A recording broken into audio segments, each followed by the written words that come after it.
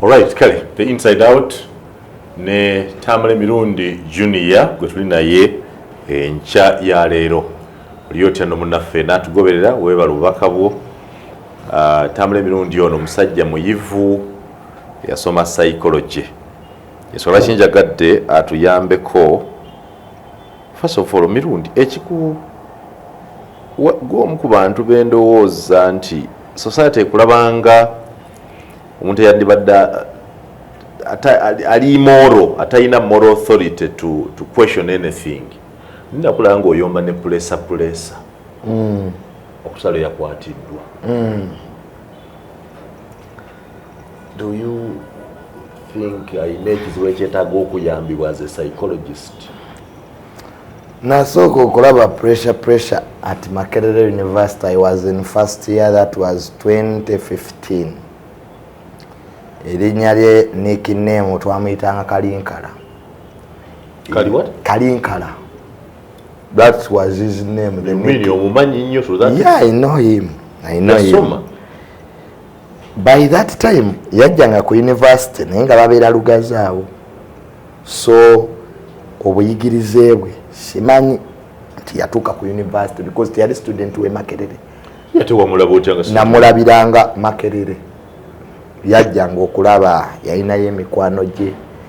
Kati ate nga bwe nyendeere n'eri eyusiyo okulaba bakwano baffe abaasomera esseeta nga mulaba. So tetwali nnyo close naye nafunako interaction nga bino byonna mwana mugiso. Omukutu guno sigwe gwa buli kintu. Be sure of what you are saying. Information. The boy is a mugiso. Kati wadde oyagala mugambe nti muki. Inkuwa information ku pressure ngeya mulabako edda.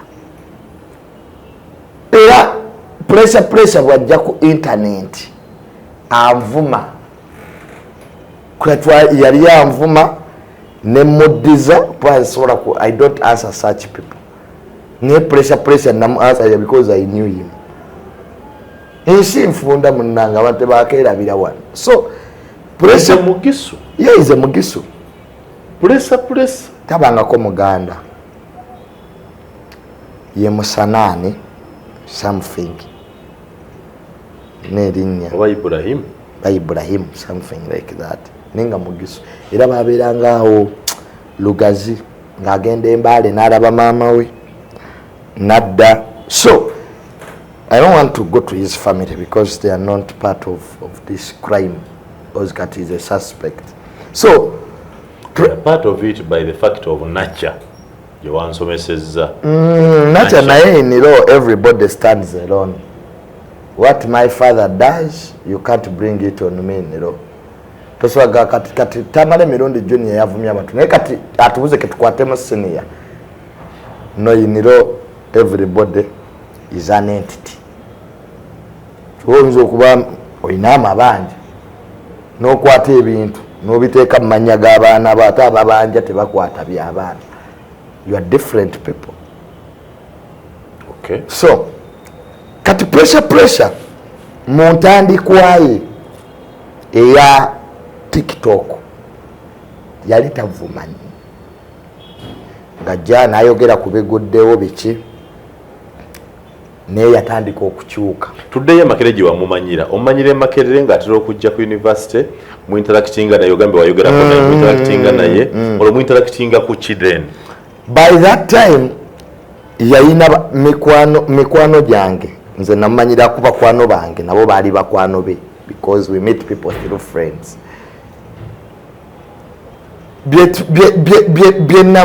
Ebiseera bye nanyumyako naye byali biseera byakunyumya ku mabaala abaana ba university ate tuba ne conversation ezisukkaawo genda kuba waliwo ebbaala baliitanga hive balikyaliwawo ku UCU we yateranga okubaawo ku hive waliwo Casablanca ndowooza kati nayo yagwa bwe twagendanga nga abaana ba university nga beera nnyo n'abaana ba university abo ab'e Makerere n'ab'e UCU. So tulina business nange by that time sayina business. So and we are not all that close friends nti yali mukwano gwange nnyo but I knew the person. Bwajja natandika okukola oyo content pressure ndozo omwaka guno oguwedde bwe yatandika okukyuka yatandika okuvuma abantu era avuma President Museveni ne tulowooza nti akyuse kati agenzewa mu NUP naye kyatuwewuunyisa avuma aba gavumenti avuma ba MP sibo nga naffe atuvuma nga talina gwatavuma kati bino ebyakabaka ne taata wange remember my dad and me we had the conflict with Mengo taata wange aliko TVM n'agamba nti kabaka akoze pressure n'atuvuma n'atukola bwati nga defending obwakabaka koma mboga okutulamu waliwo oludde n'ekisaasi ku Ring Road weeyongerawo SK Plaza ng'ali mu apartment ya Bay ntuuka okujja okukwata pressure mbuuza sikaali nti waliwo omwana asula wano bamwita pressure nangamba oyo tetumumanyi naye waliwo omuvubuka wa TikTok yagwira wano eddalu bamuleeta ne bamupangisa apartment awo waggulu naye kankwera Land Road oyogere naye nga nkubira Land Road ngamba bwana Mirundi abantu abo mbakooye omwana yagwa eddalu emizimu gimukuba ascratch n'emmotoka bana abasulawo bakasitoma nyambuka mu luumu nsanga pressure nga waya tezikola bulungi didn't even identify me kati mutima gwange mutono bwati pressure wabazi towanyo wa kilo 2 oba 3 no is very tiny neka kapa kazi kwa na mutunulira bwenti as a psychologist namanyirawo akwesa drugs all characters of pressure Tony Wajatoni ye bwoba olabye videos ze ng'ayogera is possessed by something jinza okuba simizimu but drugs ninga kati ono bwe mukwatira wano n'afiira wano abantu banziseeko omusango kamwesonyiwe that's when I leave pressure nyendo okudda SMK Plaza eri awo Komamboga kati opposite wamanya kubali ani yamupangisiza webale nnyo nabibuuza byonna ne bangamba abantu bali bweru ayina ba friends outside the country abamupangisiza apartment nentwala obuvunanyizibwa ne ngamba bamupangisiza apartments kuki alimu obusiyazi ye ati nkubuulira why the other people were sending alimu ange eyo kakati bwe nkitegeera nti alimu ange eri wamma nentegeera kubanga in my life nali neebuuza pressure akola mulimu ki gwe bagambyeko nti accountant bagambyeko nti banka yali akozeewa tewali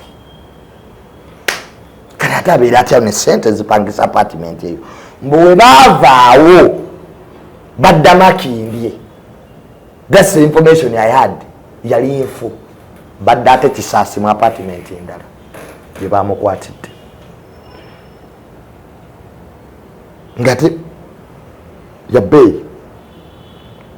kakati pressure bwajja avuma President Museveni naye ng'era ebivumo byamuvuma byanjaga mama President Museveni alina Uganda ku Idi Amin which is an indication of madness insanity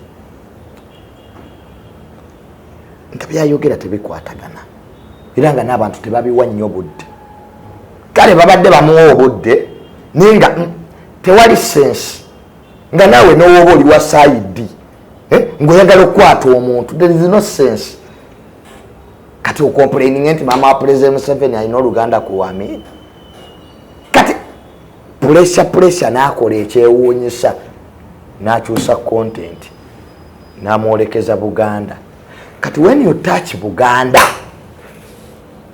emotions rise the proudness of the Baganda people rise wali abadde avuma basirisi nga n'aba Buganda babiraba era bumbiza okuba bibadde bibanyumira manyi omwana ajja avuma asookera ku chairman wa kyalo nga bana b'ennaku zino bwe bati n'alumbeero sifiri n'amuvuma bannabyabufuzi tebazimbye enguudo n'alumbeero C5 n'amuvuma kyero C5 naffe era kyabadde kyatutama omwana yabadde mutuufu n'avuma MP mpaka bwatuuka ku kabaka. Kati omwana bw'avuma kabaka, that's when you rose up. Naye nga behavior etandikidde eno. N'avuma Ssaabasajja kabaka, sinakuvuma kuwemula. Ebigambo byesayinza kukola ki? Kati awo society bwetandika okuwa attention era n'asuubiza nti agenda muvuma ennaku z'ennungi 7. Omuntu eyo n'amuganda gwe ati ajja mutta. Kati netugali neddalu ddyo libadde ndi psychologist naye nange nasibikula buli kitabo kya psychology nga ekintu kyokka ekyefaananyiza ku pressure kyeyakola bakita bipolar. Bipolar, when you start questioning societal norms, tandika okwebuuza naye lwaki ensi etambula bweki? Lwaki abantu bakola? Lwaki ono kabaka?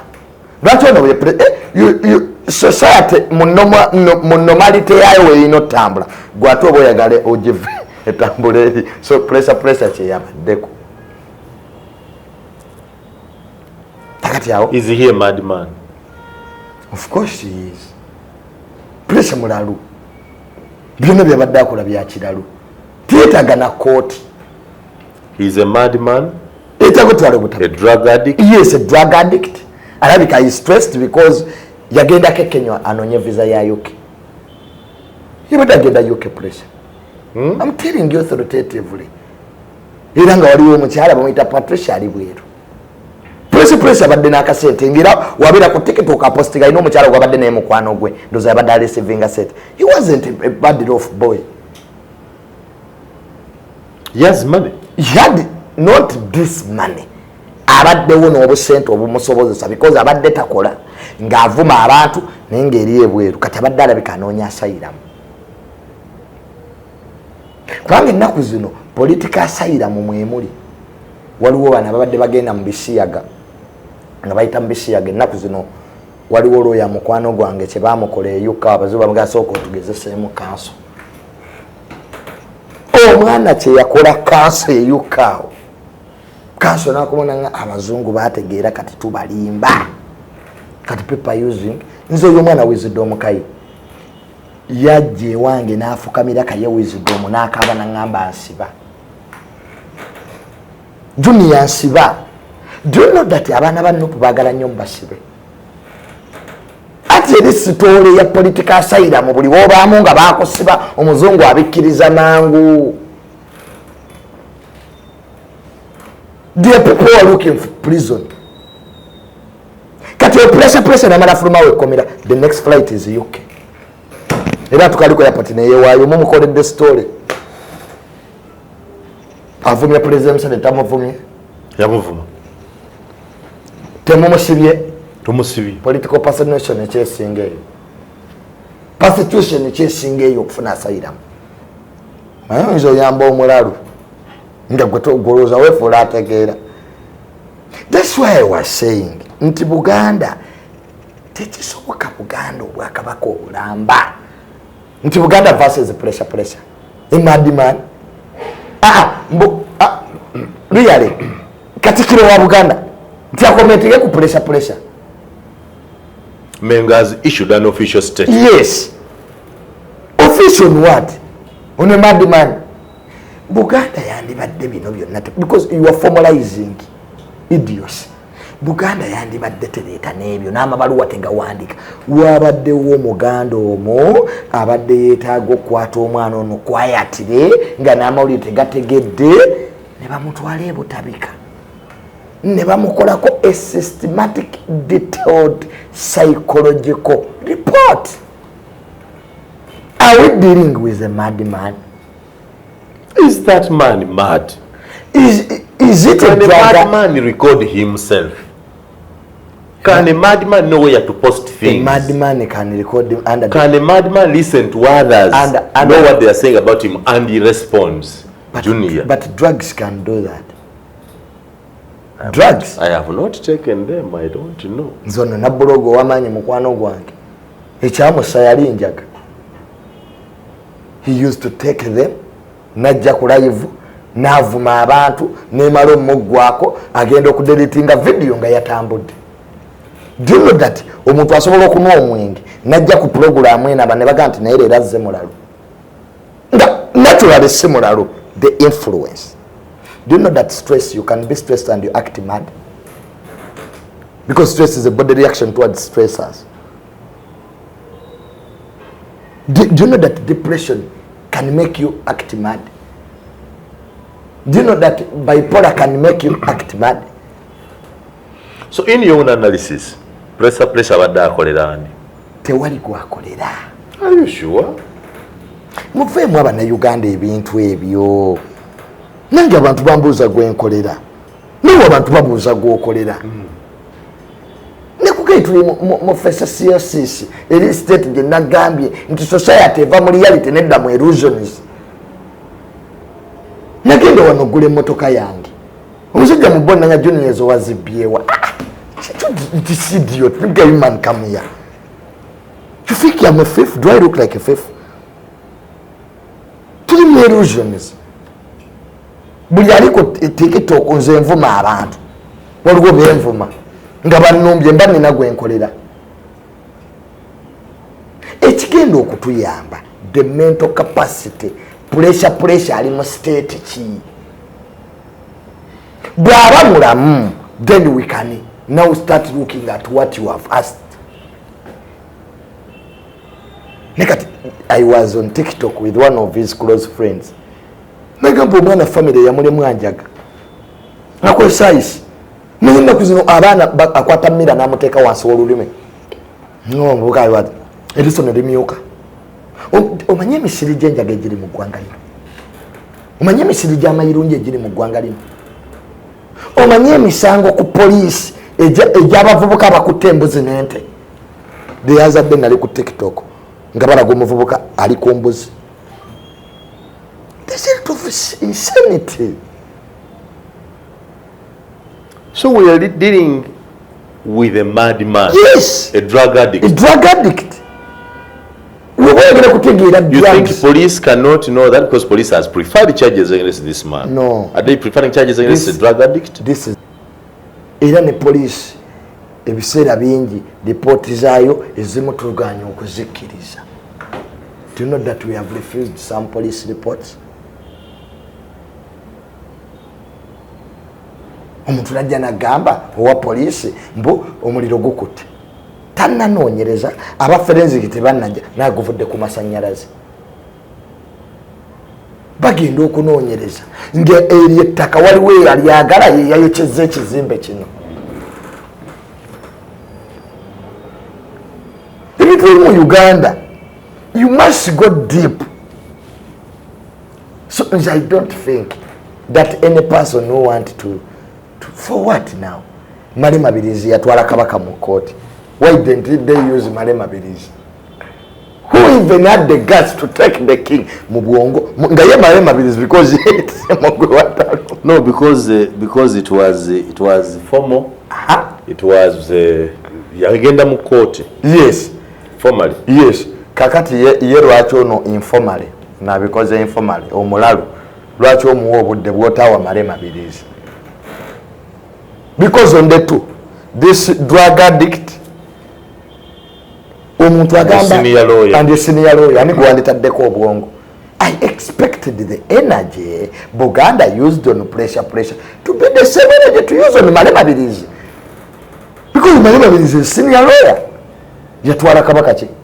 Kakati okwata otyo omwana omutwale mu court yagambe nti omwana pressure yagambe nti ye kabaka omutuufu mwana wa Sir Edward Mutesa. Yafe emyaka 5 emabega nga te pressure wabiri mu 5. This is an indication that this is mad. Mbu mwana wa Sir Edward Mutesa n'ateekawo n'ekifaananyi nga kabaka Mutesa yafe emyaka 5 emeki emabega. Kati atakira emingo obwa kabaka tudde wabiri mu 7 mufwazaala kati omufwazaala. That's open indication that this situation omuntu gwe tudiringa naye tali sober. As a psychologist, yes. How should he be handled? Tumukwate tutya? You're now giving me a different version because I had anger. Anger. We have two things. A lot of anger. We have two things. Abana-Uganda bakkirize nti not everything, not every society problem is dealt with the law. Si buli kizibu ekitutuukako mu society tulina ku applying amateeka na logic. Some problems are psychological. Do you know that many people need psychiatrists? Nimbanga muvuga emmotoka najja nakwekike omulundi gumu bwati mugamba mukama wange ate nakuvuma.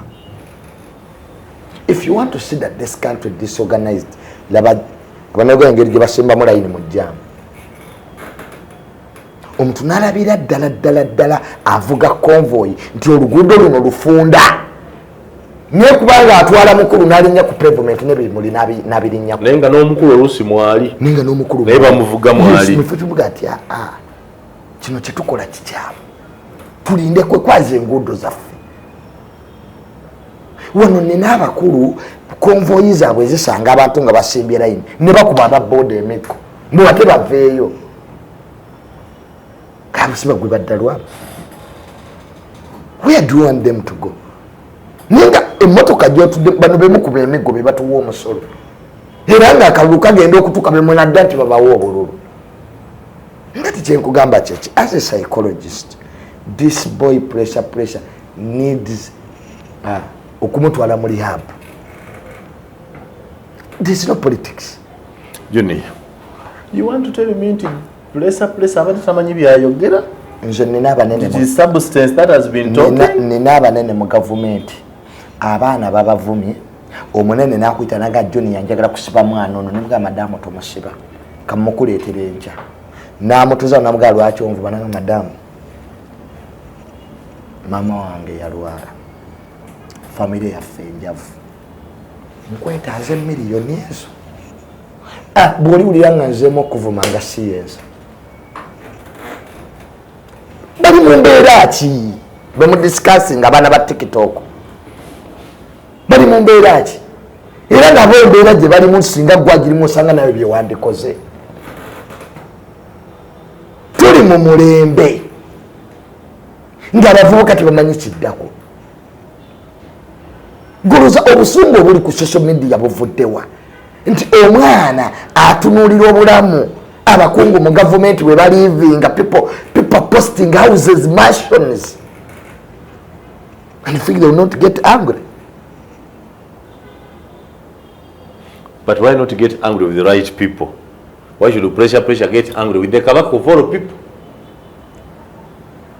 Yo Buganda yekoze birungi byokka. Entalo ze bayine emmengo zimanyi. Mirundi. Wabaliwo bu video obusatulating. There was between abalangira n'abalangira. You think your mengo is stable? Umanyi olutalo katikiro oyo ziri family z'abakabaka bala basuna bani yabaga nti balina okukola ne Buganda formal bawandiika amabaluwa. Ettaka Buganda Land Board there has been recently we have entalo z'abalangira n'abalangira at the ministry there. Nogende muri bantu bawo fighting. Imbuga z'amasaza bazitunze buli kimu bakitunze land is being themselves. Leka bye mumanyiko bitono.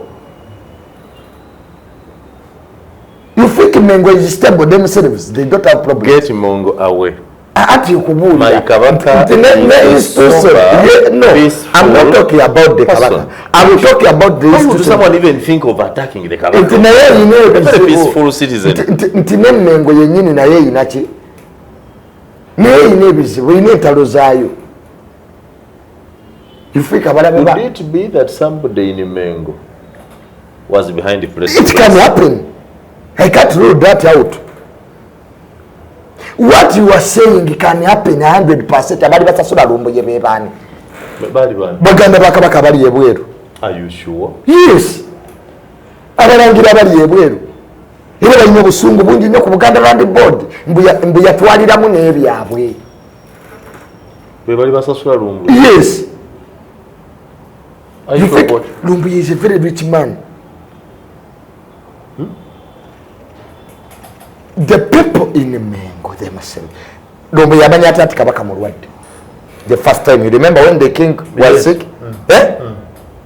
This is an inside information. But the Katikiro didn't know nti abawarumbuye bali close to the king to the extent how can rumbuye aliye pake Katikiro nalimba nanti akabaka simulwadde lubirera akabaka mulwadde Katikiro nakubona akola ensobe mu PR na yalwadde alaji confirming what Lumbuye said. Kati Lumbuye, how many miles are Lumbuye and the monarchy? I saw that. One of the worst things that can put an institution down in the remover inside abajirira mumunda. Bano mulabo w'omunda abamubi. Kakati sitore ya Lumbuye. Notuya nono pressure. Mubulalu bwe eddaluli bayinza okuba balikozesa omanyi obutamivu bw'oku kyalo bubeeraawo ne wabawakawo emitwalo ebiri ne katandika kiyemba tukumanyi sigwe wase omugenzi teyasemba kulya mmere wo banyini mufubaka akanalukonawe sirika vawano ng'ate bennyini be bakatumi lumu Nyerere President wa Tanzania ali Tanzania nga waliwo omulalu mu kibuga Dodoma akeera ko Movuma nga bantu bakungana bwe bati nagamba ba minister be omulalu yanvuma lwaki simusiba kuba minister nti oli mulalu president omulamba ogula olutalo ku mulalu nga ba minister ba Nyerere bennyini be basasula omulalu Nyerere agenda ayambala ng'omuntu wa bulijjo yagenda okutuuka nga ba minister be half of the cabinet they are there listening okisajja kikogera mazima themselves abamu tukayana na mulalu with the infighting in the Buganda monarchy with Lumbuye what Lumbuye brought out sensitive information mama Nabagereka agenda ofulumya akatabo nga Lumbuye yabitugamba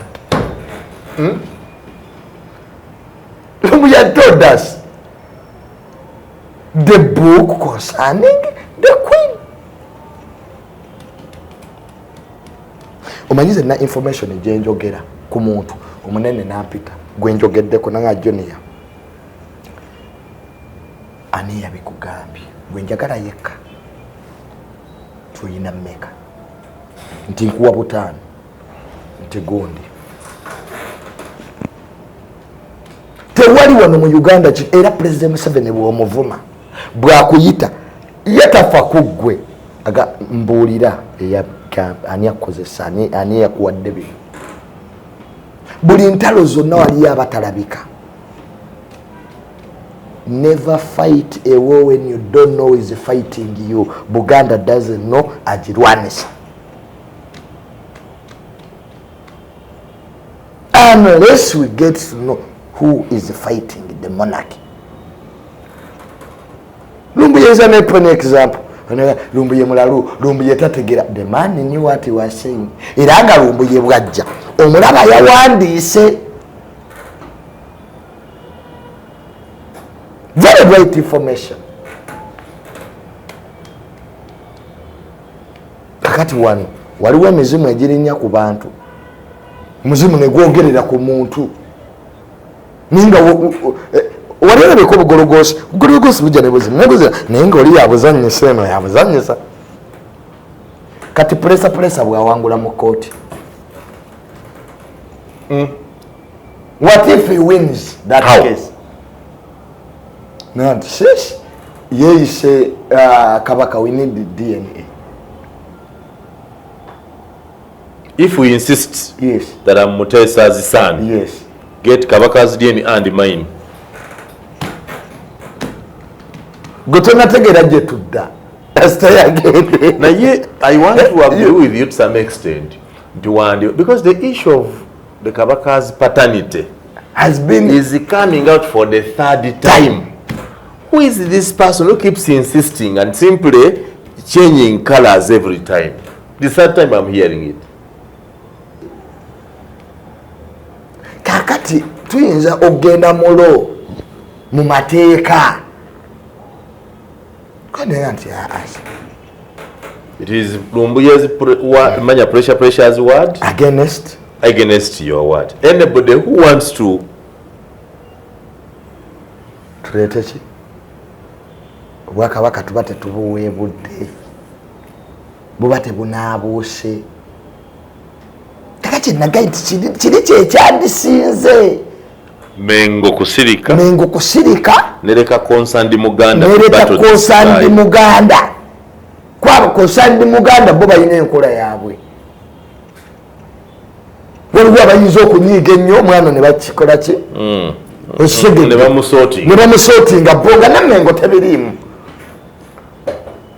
nayati abalwaniranga kabaka bwe bati naga nti diriyita muze nerijja mugwe bagwayo oba bamukutte kumuwonya konsandi baganda omwana n'atatumalira budde omwana n'ategeera ati ku nsi kuno waliwo ebitazanyirwako bagamba nti abaganda bayina eddogo bagamba wetuligwa n'emisimu gyammwe n'omuganda omulala okukwata omwana ono n'amukubamu emigga 3 namugamba mwana wange toliddangamu ebintu ebyo tukumanyira abantu bakulugenda oba nobaawo ku nsandi muganda amugaa nti mwana wange toyina mulimu gwe gukujanga okolere wano so mengo yandibirekedde abaganda ne kati mengo bweyingiddemu naye omwana aludde ng'avuma nga basirise ati kakati yepokulisa abaganda muli bankwe bwe muba muwera mu maaso mogi lukoba nantawetwa magulu nyondo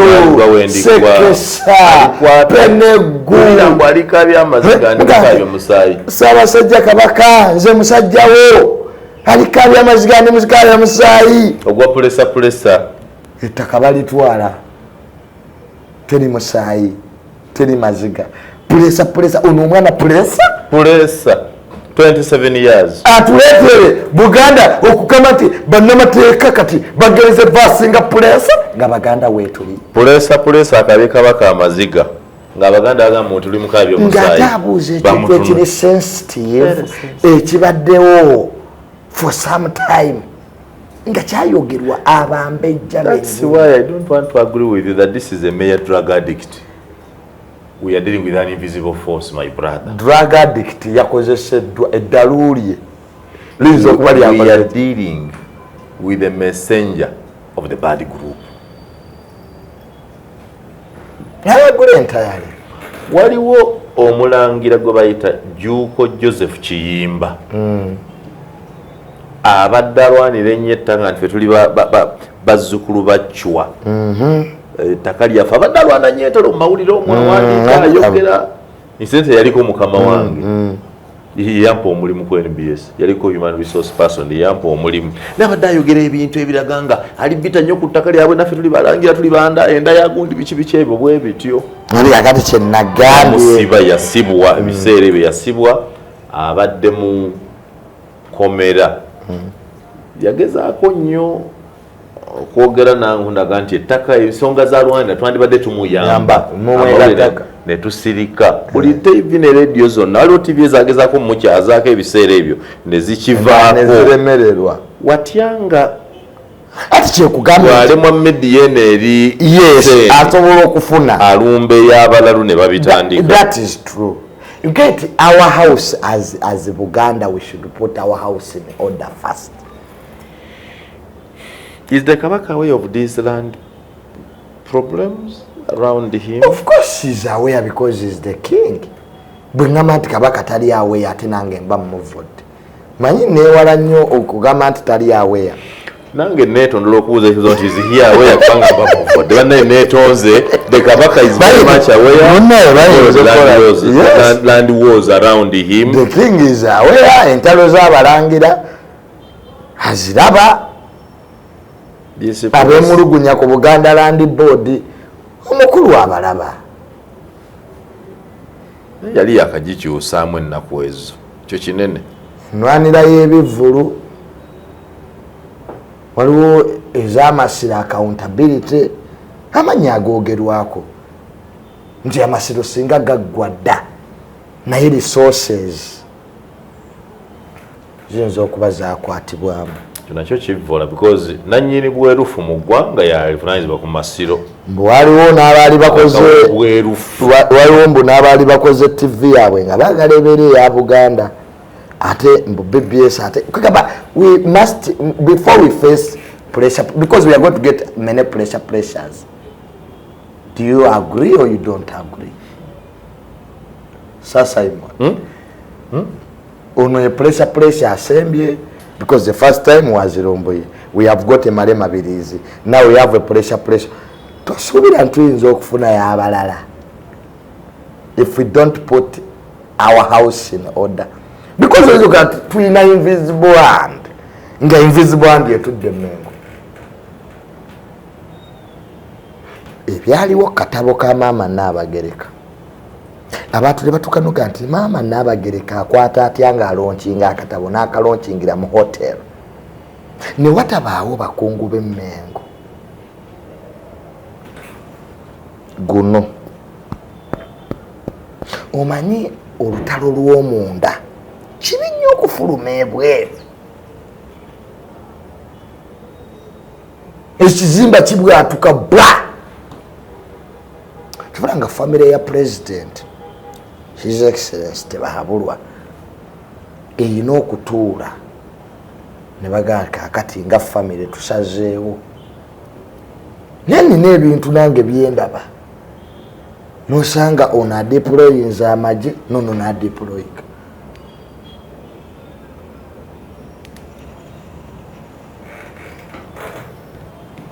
oba njogedde lufolosofa na proverbs ne the inside out bwebityo ekinesembayo leero manyize ndi musomesa njala kusetingira ekizaamu genda okikole mperiza olupapula nkumakinge